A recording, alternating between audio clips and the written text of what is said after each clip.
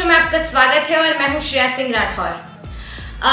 कभी कभी हर इंसान मतलब अपने जीवन में हर इंसान कभी ना कभी ऐसी बीमारियों से जूझ जाता है जिससे उन्हें काफ़ी समस्या हो जाती है। और जैसे कि लाइफ में कभी कभी हमारा एक्सीडेंट हो जाता है तो उस बीच कभी हमारे सिर में सीवियर इंजरी हो जाती है, कभी हम हार्ट अटैक से भी गुजरते हैं, कभी स्ट्रोक्स, ऐसे बहुत तरीके की चीज़ें हैं जिस वक्त हमें गहन चिकित्सा इकाई की ज़रूरत पड़ती है, जिसे हम आईसीयू भी कहते हैं। तो ऐसे बहुत सारे अस्पताल हैं। अगर हम प्रयागराज की बात करें तो प्रयागराज में ऐसे ही एक फेमस हमारे पास हॉस्पिटल है जिसका नाम है एक्यूरा क्रिटिकल केयर सेंटर, जिसके संचालक शेखर चौधरी जी आज हमारे साथ हैं और उनसे हम आज इस पूरे विषय पे विस्तार में बातचीत करेंगे और उनसे जानेंगे कि क्या होता है, कैसे होता है, क्या प्रक्रिया होती है और आईसीयू लोगों के लिए कितना महत्वपूर्ण होता है और क्या चीज़ें वो प्रदान करते हैं लोगों को सुविधाएं। हमारे हेल्थ टॉक शो में आपका बहुत बहुत स्वागत है। गुड मॉर्निंग श्रेया जी, धन्यवाद बहुत बहुत कि आप हमारे हॉस्पिटल के लिए और हमसे बातचीत करने के लिए यहाँ पर आई हैं। और आईसीयू या इस हॉस्पिटल से रिलेटेड जो भी क्वेश्चंस हैं आपको जी, सबसे पहला सवाल मेरा आपसे यही रहेगा कि मतलब आईसीयू क्या होता क्या है, कब वो स्थिति होती है जिस वक्त किसी भी मरीज को या इंसान को आईसीयू में रखना पड़ता है। ICU basically stands for intensive care unit. इसमें क्या होता है कि उन पेशेंट्स को हम रखते हैं आईसीयू में जो गंभीर होते हैं।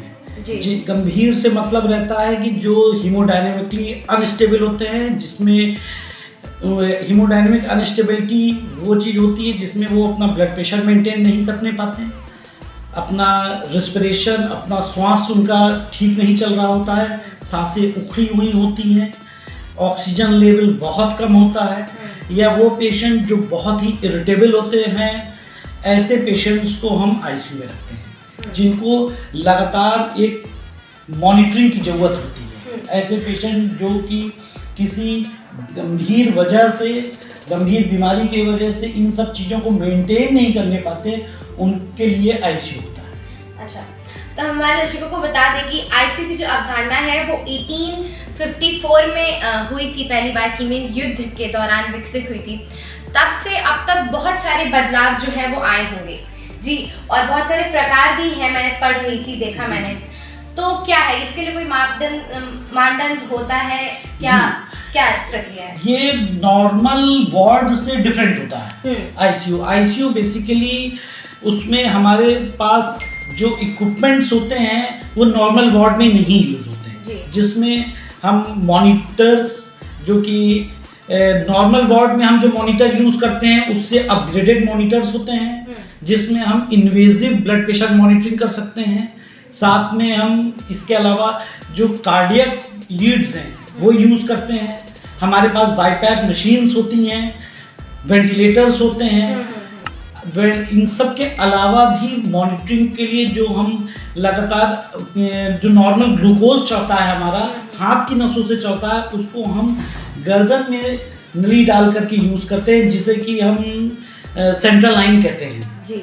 उसकी अपनी एक मॉनिटरिंग होती है, उसके लिए अपने एक इक्विपमेंट आते हैं जिसको हम आईसीयू में ही लगा के यूज़ करते हैं। हाँ, तो मतलब जैसे आपने बताया वेंटिलेटर, तो सांस लेने वाले जिनको समस्या होती है उन मरीजों को ज़रूरत पड़ती है उसकी। आपके अस्पताल में ये सुविधा है? वेंटिलेटर केवल सांस लेने के साथ साथ ये सांस को असिस्ट करता है।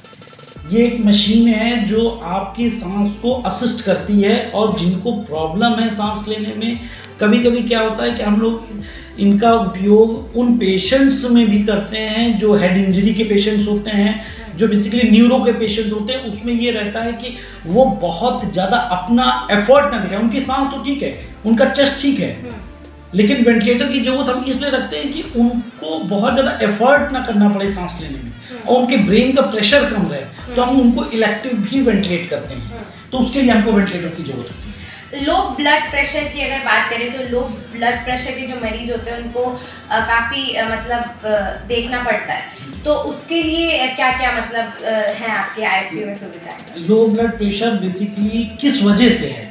फर्स्ट ऑफ ऑल तो हम उसको देखते हैं कि ये किस वजह से है लो ब्लड प्रेशर। तो अगर लो ब्लड प्रेशर आपका ब्लड लॉस के वजह से है, लो ब्लड प्रेशर आपकी किसी बीमारी की वजह से है, कोई ऐसी दवा आपने ले ली है जिसके वजह से लो ब्लड प्रेशर हो गया, शुगर की वजह से आपका लो ब्लड प्रेशर है, तो इन सब चीज़ों में सबसे पहले तो हम अब उस बीमारी का देखते हैं कि वो कौन सी बीमारी है जिसके वजह से लो ब्लड प्रेशर है। फिर उस लो ब्लड प्रेशर को हमको बढ़ाने के लिए जो दवाएं हैं हम उसको यूज़ करते हैं। वो बेसिकली हमारे पास जो मशीन है इन्फ्यूज़न पंप, उससे हम इन दवाओं को नाप करके देते हैं। अगर हम सर्जरीज की बात करें तो कई प्रकार की हार्ट सर्जरी हो गई या ट्रॉमा कोई सर्जरी हो गई या कोई भी सर्जरी हो गई, तो सर्जरी के दौरान कितनी निगरानी की ज़रूरत होती है पेशेंट को, क्या चीज़ें होती हैं? नहीं, सर्जरी के दौरान अगर ओटी में ऑपरेशन हो रहा है तो एनेस्थीसिया के तौर पे एनेस्थेटिस्ट जो है वो पूरी मॉनिटरिंग करता है जी। आफ्टर सर्जरी पेशेंट अगर गंभीर बीमारी के लिए ऑपरेशन हुआ है तब तो हम उनको डायरेक्ट आईसीयू में शिफ्ट करते हैं।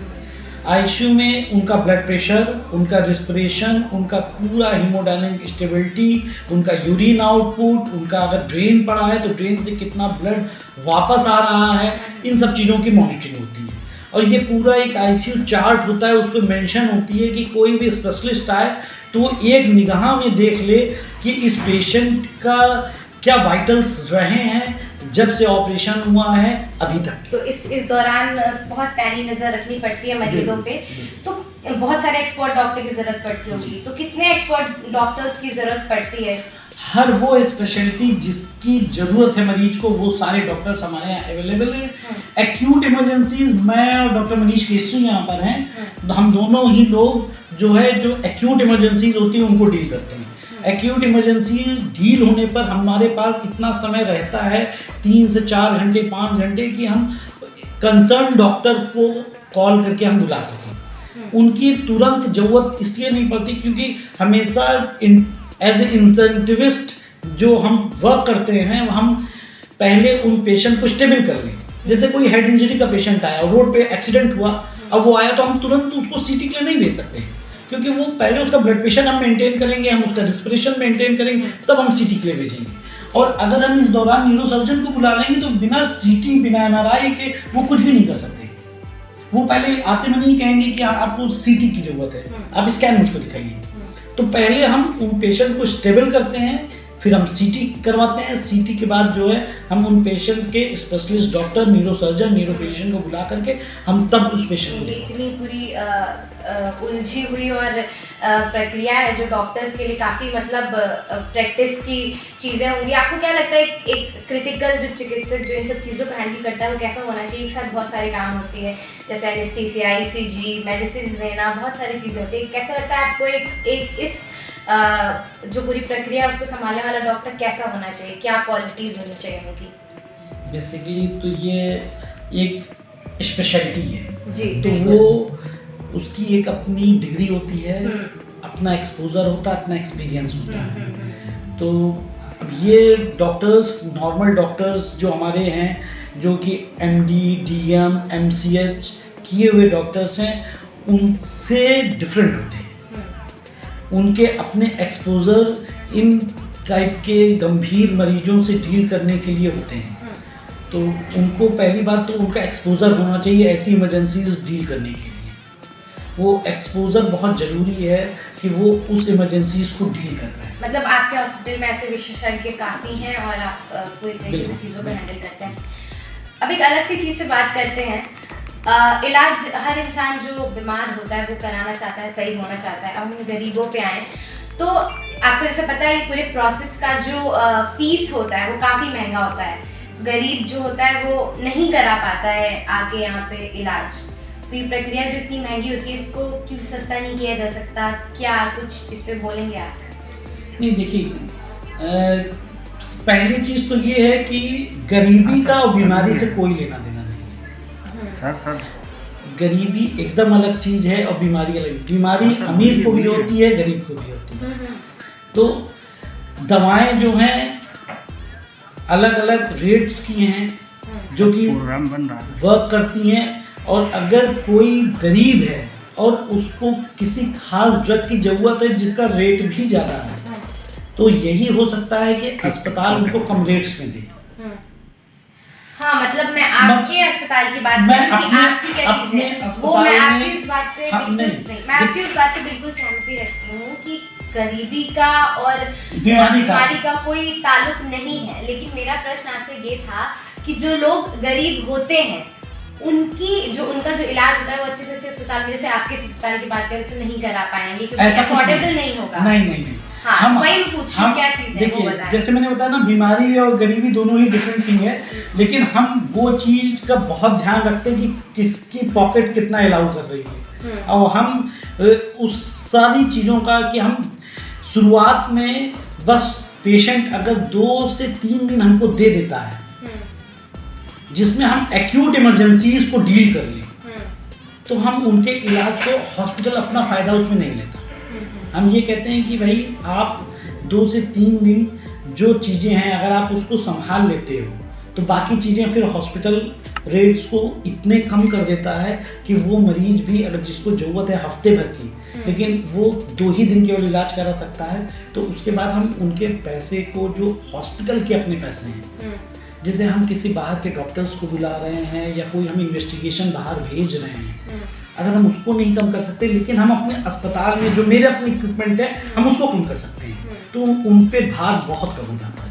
हमने बहुत से मरीजों का, जब बरसात के दौरान सर्पदंश इतना ज़्यादा चला था तो उसमें भी हम लोगों ने पूरा फ्री में किया है कुछ मरीजों का, सबका नहीं कहेंगे, लेकिन ये है कि जो ऐसे लोग थे जो कि एक टाइम का खाना भी नहीं खा पा रहे थे, उनमें कुछ मरीज आए जिनके परिवार के बच्चों का सांप काटने से एकदम बुरी हालत में, तो लग रहा था कि ये बचेंगे नहीं, उनका भी हम लोगों ने फ्री में इलाज किया। ये तो बहुत सराहनीय काम है। यहाँ पे रुकते हैं, एक छोटे से ब्रेक ले, ब्रेक के बाद बातचीत का सिलसिला फिर से शुरू करेंगे।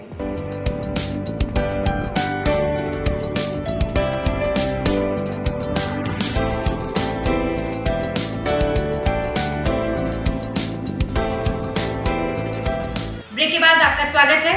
आज हमें एक्यूरा क्रिटिकल केयर सेंटर में आज हम इनके संचालक शेखर चौधरी जी से बातें कर रहे हैं।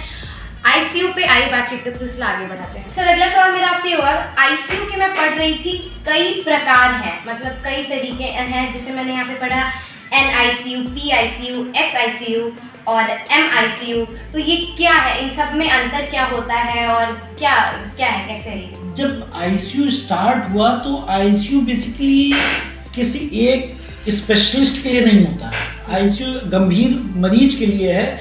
तो वो मरीज किस स्पेशलिटी का है जो गंभीर हुआ है, वो मेडिकल की वजह से गंभीर हुआ है, वो किसी ऑपरेशन की वजह से गंभीर हुआ है, वो छोटा बच्चा है कि गंभीर हुआ है, वो हार्ट की प्रॉब्लम की वजह से गंभीर हुआ है कि किसी को हार्ट की प्रॉब्लम थी, दवा खा रहा था, सब कुछ ठीक था, लेकिन वो एक बार ये जो है कि उसको दोबारा हार्ट अटैक पड़ा और वो सीरियस हो गया पेशेंट। तो इसलिए पहले तो उसको आईसीयू में ही रखते थे, लेकिन जब ये लगने लगा कि इनको इसमें भी किसी स्पेशलिस्ट की जरूरत है उस स्पेशलिटी की, तब फिर इन सब चीज़ों को आईसीयू के सब कैटेगरी में बांटा गया, जिसमें आपका NICU जो कि neonatal care intensive care unit है, PICU जो उससे थोड़े बड़े बच्चे होते हैं, पीडियाट्रिक जिन्हें बोलते हैं, तो पीडियाट्रिक इंटेंसिव केयर यूनिट, फिर SICU जो सर्जिकल इंटेंसिव केयर यूनिट, जो सर्जरी से रिलेटेड पेशेंट अगर सीरियस होते हैं उनके लिए है, फिर उसके बाद MICU जो कि मेडिकल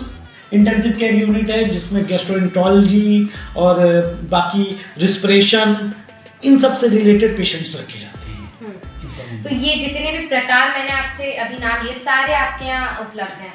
इन सबों को हम अपने आईसीयू में ही रखते हैं। हमारा NICU है, PICU है और साथ में ICU है।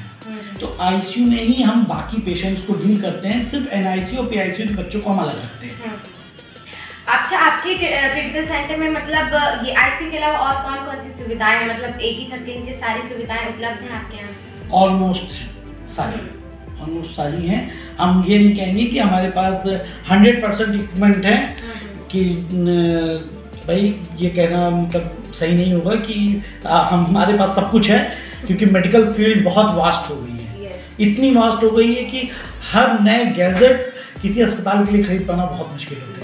हाँ, लेकिन किसी पेशेंट को बचाने के लिए जो जरूरी इक्विपमेंट था वो सब हमारे अस्पताल में। अगर कभी ऐसी स्थिति आ जाती है कि हम आपको बाहर से डॉक्टर्स बुलाने पड़ते हो, कभी ज़रूरत पड़ जाती हो, कभी ऐसी कंडीशन आ जाती है, तो कितनी देर में आप अपना अरेंजमेंट कर लेते हैं, कितनी देर में व्यवस्था हो जाती है आपकी? ऑलमोस्ट 10 to 20 मिनट्स के अंदर मैं कंसल्टेंट को कॉल कर लेता हूँ और वो लोग तुरंत ही आ जाते हैं। ऐसी कोई बात या कोई ऐसे स्पेशल चीज़ आईसीयू के बारे में, आपके हॉस्पिटल के बारे में जो आप बताना चाहते हो हमें? हमारे यहाँ जो मुझको लगता है कि पूरे शहर में मैंने काम किया है जी। और मैंने यहाँ के ऑलमोस्ट 70% आईसीयू मैंने देखे हैं।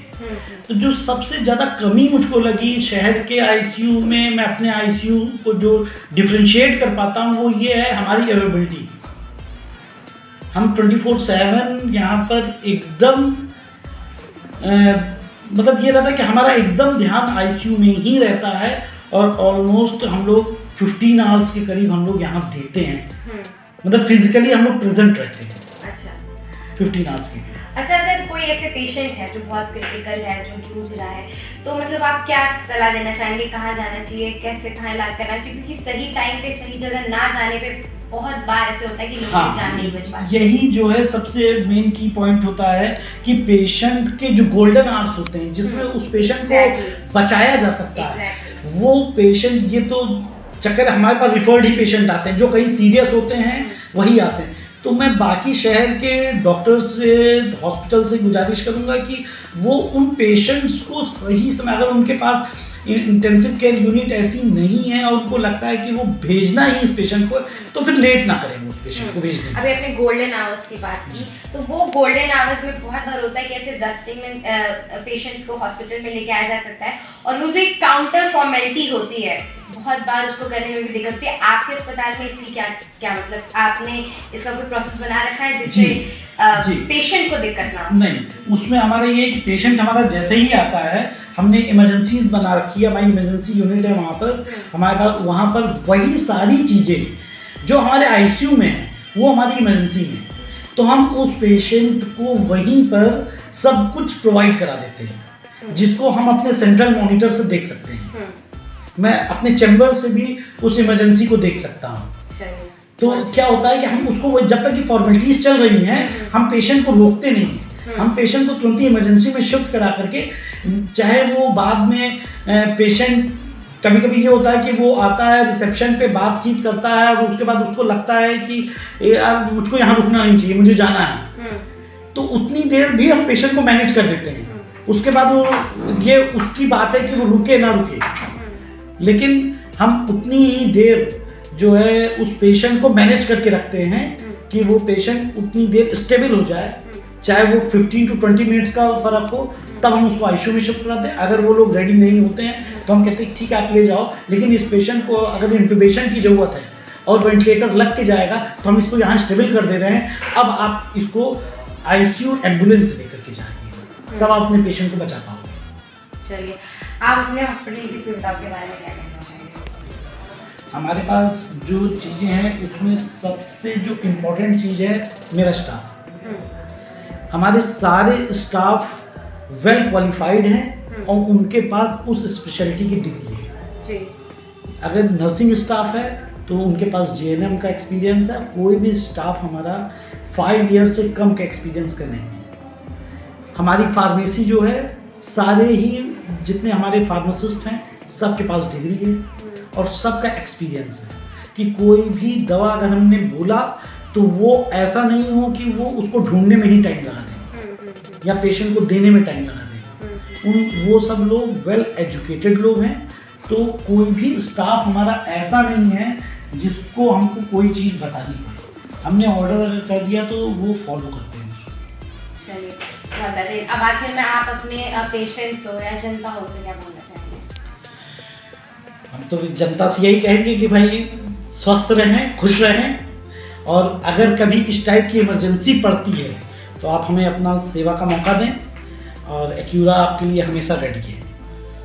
इसमें हम आपकी जितनी मदद हो सकेगी हम वो सब मदद करेंगे, और किसी को भी पैसे की वजह से ये सोचने की ज़रूरत नहीं है कि वो एक्यूरा ना आए। हमेशा हम तैयार रहेंगे आपकी मदद के लिए। हमारे हेल्थ टॉक शो में हिस्सा लेने के लिए आपका बहुत बहुत शुक्रिया सर। थैंक यू शेर। जैसा कि आपने देखा, आज हमारे साथ है शेखर चौधरी जी, जो संचालक हैं एक्यूरा क्रिटिकल केयर सेंटर के, जो प्रयागराज में है। उन्होंने अपने अस्पताल की विशेषताएं बताई, आईसीयू के बारे में बताया, क्या चीज़ें होती हैं, क्या प्रोसेस होता है, कौन से मरीज को कहाँ कैसे क्यों शिफ्ट किया जाता है, सारी चीज़ें बताई। और एक सबसे महत्वपूर्ण चीज़ जो उन्होंने एक मानवता के तौर पे बताई कि इनके हॉस्पिटल में कभी भी किसी पेशेंट को पैसे की वजह से सफ़र नहीं करना पड़ेगा, जो कि बहुत ही सराहनीय चीज़ है। ऐसे ही डॉक्टर्स से हम आपकी मुलाकात कराते रहेंगे। देखते रहिए मनोज तिवारी टॉक शो। मैं हूँ श्रेया सिंह राठौर।